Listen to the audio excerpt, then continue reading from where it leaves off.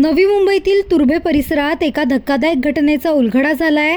स्वतःला पोलीस असल्याचे भासवून एका महिलेची फसवणूक करत तिच्यावर 1.5 ते 2 वर्ष लैंगिक अत्याचार करणाऱ्या स्वप्नील शिंदे याला तुर्भे पोलिसांनी अटक केली आहे।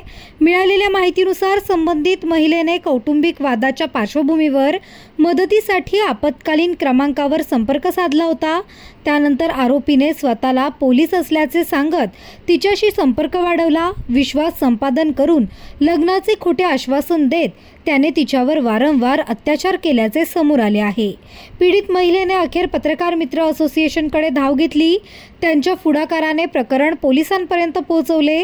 त्यानंतर तुर्भे पोलिसांनी भारतीय न्याय संहिता BNS कलम 69 अंतर्गत गुन्हा दाखल करून आरोपीला ताब्यात घेतले। या कारवाईमुळे पीडित महिलेला दिलासा मिळाला असून तिने पोलीस प्रशासन व संबंधित संस्थांचे आभार मानले आहेत।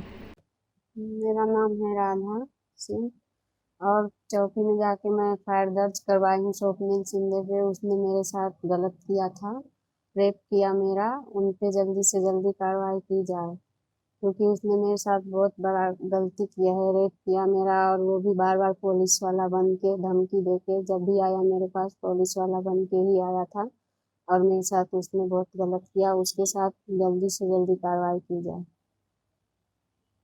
पनवेल, नवी मुंबई आणि रायगड जिल्ह्यातील ताज्या बातम्या आणि नवीन घडामोडी पाहण्यासाठी सबस्क्राइब करा कोकण संध्या न्यूज चॅनल आणि दाबा बेल आयकॉन।